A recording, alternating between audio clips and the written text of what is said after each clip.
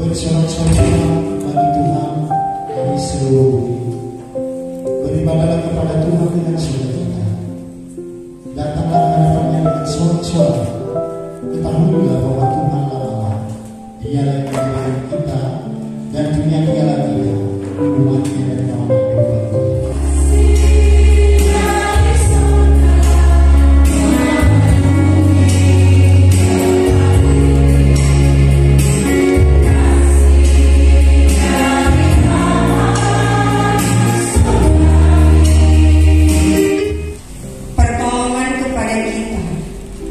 Adalah dalam nama Tuhan yang menjadikan langit dan bumi, yang tetap setia untuk selama-lamanya dan tidak meninggalkan perbuatan tangannya. Amin. Kasih karunia dan damai sejahtera dari Allah Bapa kita, dari Tuhan Yesus Kristus menyertai saudara-saudara. Amin.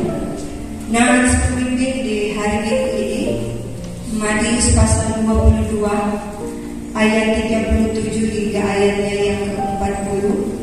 Firman Tuhan berkata, jawab Yesus kepadanya, kasihilah Tuhan Allahmu dengan segenap hatimu dan dengan segenap jiwamu dan dengan segenap akal budimu. Itulah hukum yang terutama dan yang pertama. Dan hukum yang kedua yang sama dengan itu ialah, kasihilah sesama manusia seperti dirimu sendiri.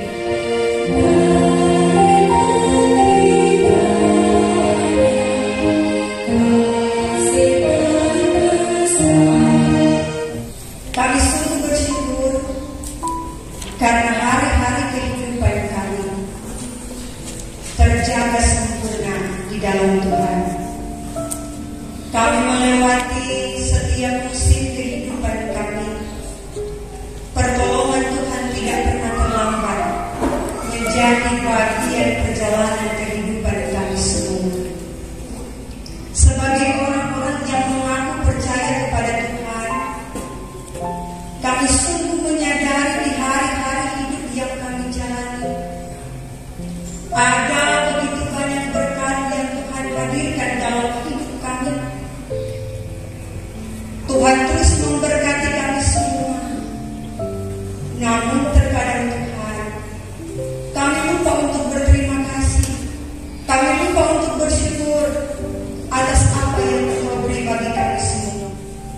Dalam setiap ucapan kami, tutur kata kami, banyak kali kami berucap kata-kata yang tidak memberkati orang lain,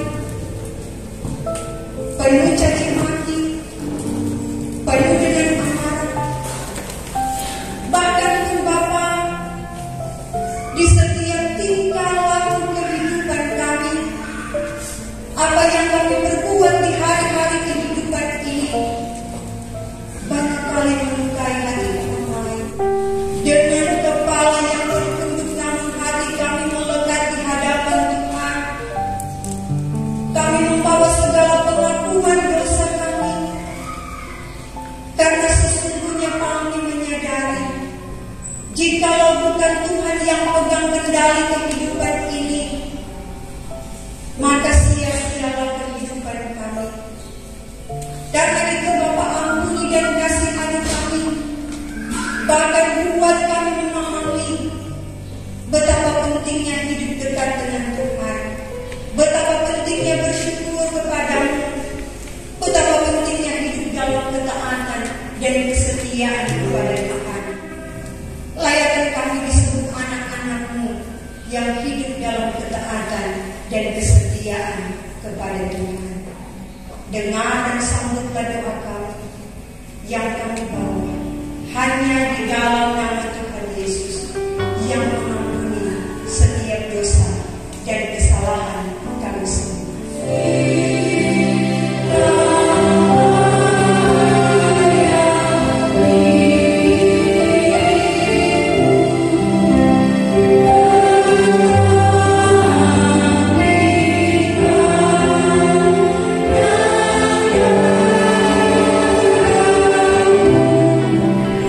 Saudara-saudara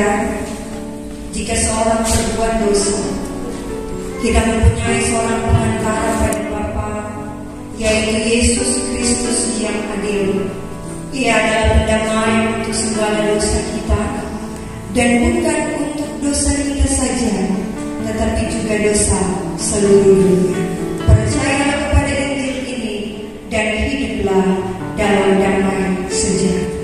Aku percaya kepada Allah Bapa yang Maha Kuasa, Khalik langit dan bumi, dan kepada Yesus Kristus Anaknya yang tunggal Tuhan kita, yang dikandung daripada Roh Kudus, lahir dari anak darah Maria, yang menderita di bawah pemerintahan Pontius Pilatus, disalibkan, mati dan dikuburkan, turun ke dalam kerajaan maut, pada hari yang ketiga bangkit pula dari antara orang mati, naik ke surga, duduk di sebelah kanan Allah Bapa yang Maha Kuasa, dan akan datang dari sana untuk menghakimi orang yang hidup dan yang mati.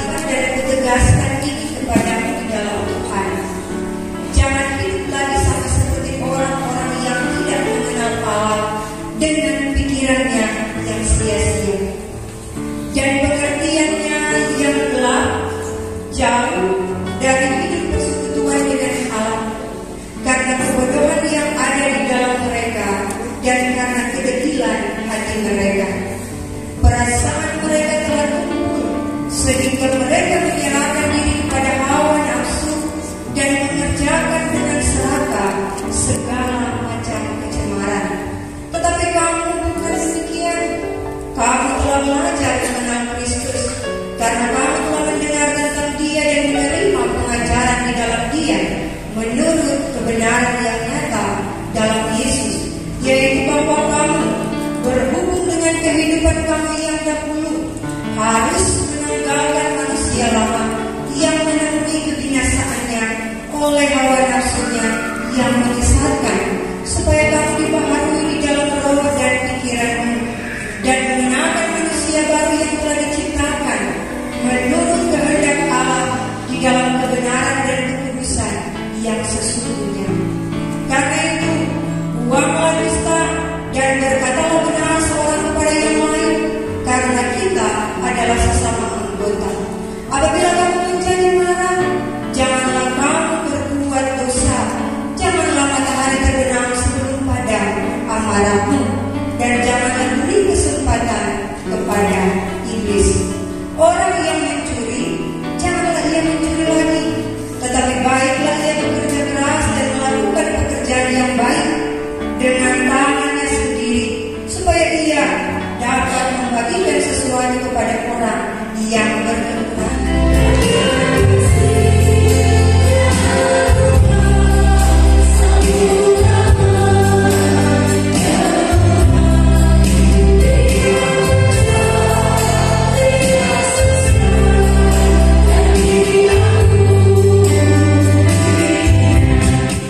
Bapa di surga, sebagai orang-orang yang percaya kepadamu, kami sangat membutuhkan firman-Mu untuk menjadi pegangan hidup kami, untuk menjadi kekuatan dalam kehidupan ini, memberi semangat baru, agar ketika kami melangkah di hari-hari hidup yang kami jalani, kami tidak akan salah dalam melangkah, tetapi kami akan melangkah sesuai dengan kebenaran firman-Mu.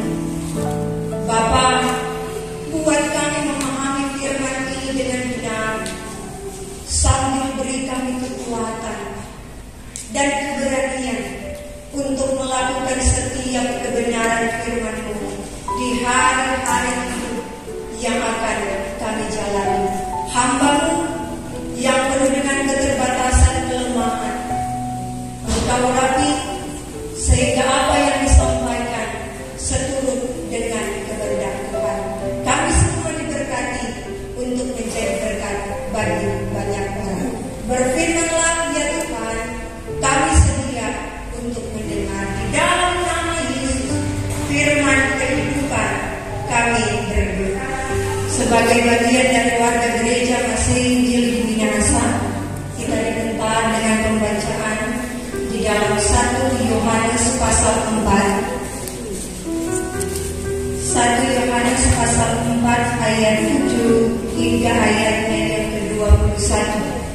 Lembaga Alkitab Indonesia memberi judul Allah adalah kasih. Saudara-saudaraku yang kekasih, marilah kita saling mengasihi, sebab kasih itu berasal dari Allah, dan setiap orang yang mengasihi lahir dari Allah dan mengenal Allah. Barang siapa tidak mengasihi, ia tidak mengenal Allah, sebab Allah adalah kasih. Dalam hal inilah kasih Allah dinyatakan di tengah-tengah kita, yaitu bahwa Allah telah mengutus anaknya yang tunggal ke dalam dunia supaya kita hidup olehnya. Inilah kasih itu, bukan kita yang telah mengasihi Allah, tetapi Allah yang telah mengasihi kita dan yang telah mengutus anaknya sebagai pendamaian bagi dosa-dosa kita.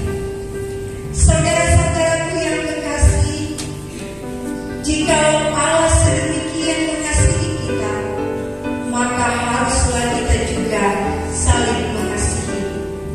Tidak ada seorang pun yang pernah melihat Allah. Jika kita saling mengasihi, Allah tetap di dalam kita dan kasih-Nya sempurna di dalam kita. Demikianlah kita ketahui bahwa kita tetap berada di dalam Allah dan Dia di dalam kita. Ia telah mengaruniakan kita mendapat bagian dalam Roh-Nya. Dan kami telah melihat dan bersaksi bahwa Bapa telah mengutus anaknya menjadi juru selamat dunia. Barang siapa mengaku bahwa Yesus adalah anak Allah, Allah tetap berada di dalam Dia dan Dia di dalam Allah.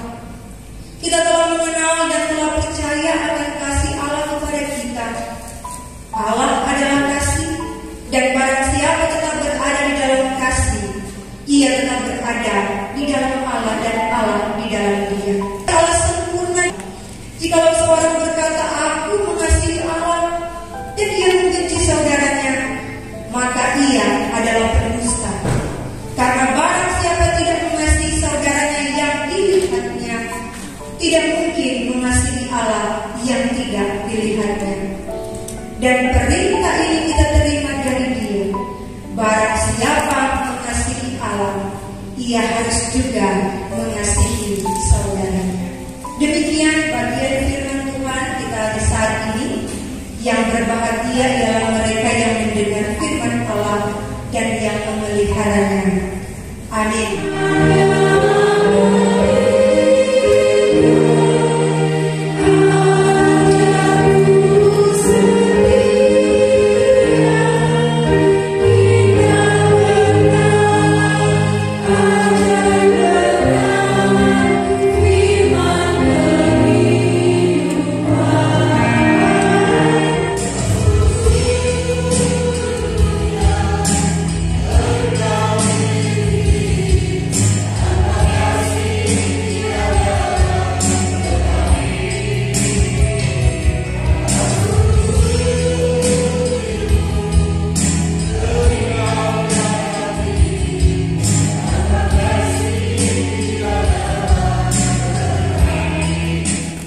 Saudara-saudara yang dikasihi dan diberkati Tuhan, Shalom.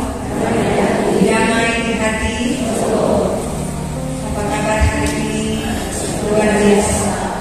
Kita sungguh merasakan penyertaan, kasih sayang dan perlindungan Tuhan dalam hidup kita. Dan sesuai dengan tema sebagai warga Bening, kita diminta dengan mengasihi saudara, wujud mengasihi Allah. Dan pujian yang disampaikan oleh Jemaat Volume 2 pastinya menyentuh hati kita semua. Bagaimana kasih itu bukan hanya sekedar kata-kata, tetapi kasih harus nyata dalam tindakan dan perbuatan. Saudara-saudara yang diberkati Tuhan, kasih ada 4 dalam bahasa Yunani. Yang pertama kasih storge. Kasih storge ini adalah kasih karena ada hubungan persaudaraan, ada hubungan darah. Jadi kalau nyanda bersaudara, nyanda akan mengasihi. Itu kasih storge. Kemudian kasih filia. Kalau kasih filia ini adalah kasih persahabatan. Jadi kalau nyanda berteman, nyanda ada kasih di dalamnya. Dan selanjutnya adalah kasih eros. Kasih eros ini adalah kasih ketika seseorang sedang jatuh cinta. Ada hubungannya dengan seksualitas. Itu yang disebut dengan kasih eros. Jadi kalau dia tidak jatuh cinta berarti tidak ada kasih eros.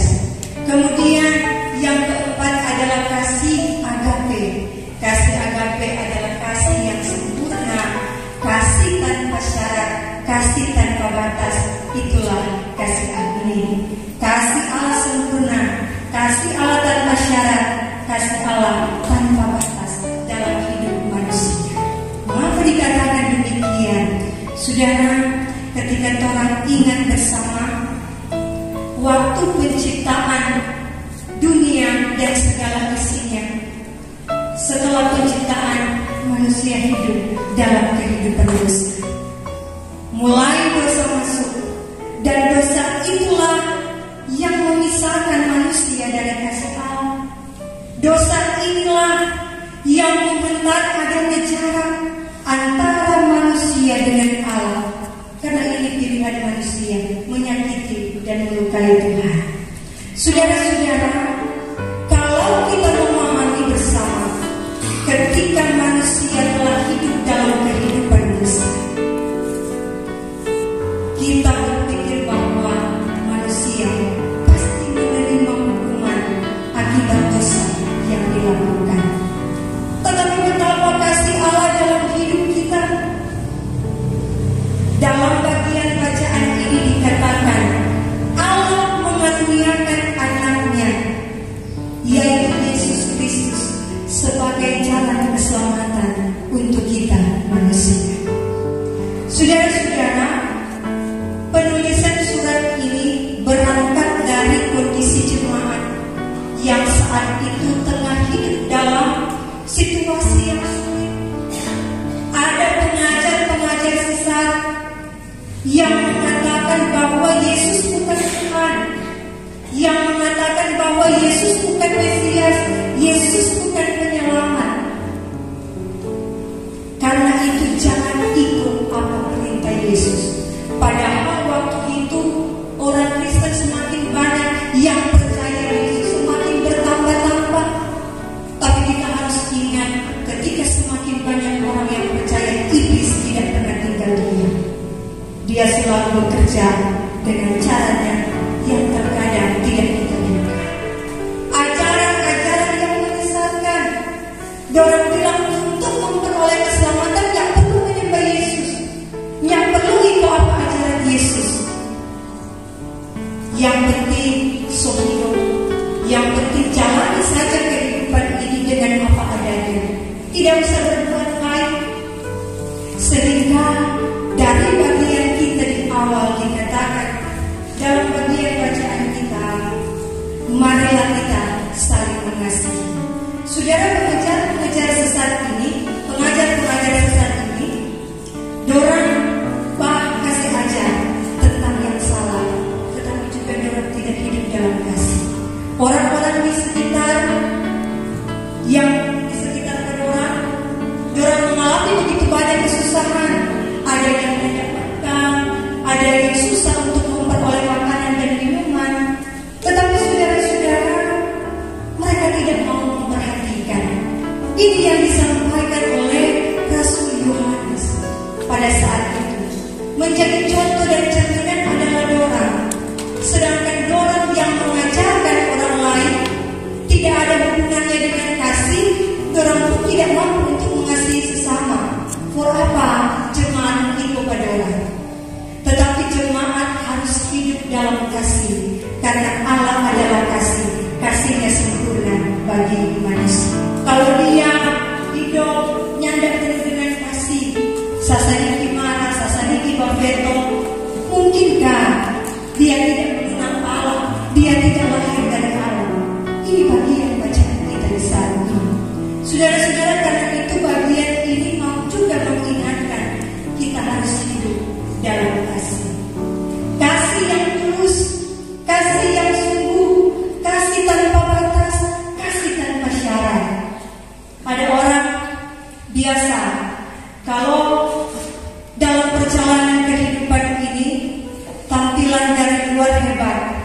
dia mengasihi, tetapi nyatanya di dalam dia tidak mengasihi. Dalam perjalanan kehidupan, banyak kali kita menjumpai banyak orang yang tidak hidup dalam kasih. Anak-anak karena sudah baik semua, so keluar sana sini, orang tua sendiri, orang tua mengurus kehidupan sendiri tanpa perhatian anak-anak. Anak-anak lupa bagaimana kasih orang tua terhadap anak. Orang tua itu mampu mengurus 10 sampai 11 bahkan lebih anak, tetapi anak barangkali tidak mampu mengurus 1 orang tua saja. Karena memang ini kenyataan dalam kehidupan kita yang kita terima dan kita alami. Banyak orang yang terus menerima kasih dan berkat Tuhan dalam hidup ini, tetapi kadang dia lupa untuk bersyukur dan berterima kasih kepada Tuhan. Banyak orang menerima kasih dan penyertaan Tuhan, tetapi untuk datang dalam persekutuan yang beribadah tidak memiliki waktu, tidak ada kesempatan. Benarkah kita memiliki kasih Allah dalam hidup ini kepada sesama? Siapa itu sesama? Bukan hanya anggota keluarga kita, tetapi siapapun yang kita jumpai dalam perjalanan kehidupan ini. Jangankan orang lain, sedangkan di keluarga saja tidak mampu untuk mengasihi.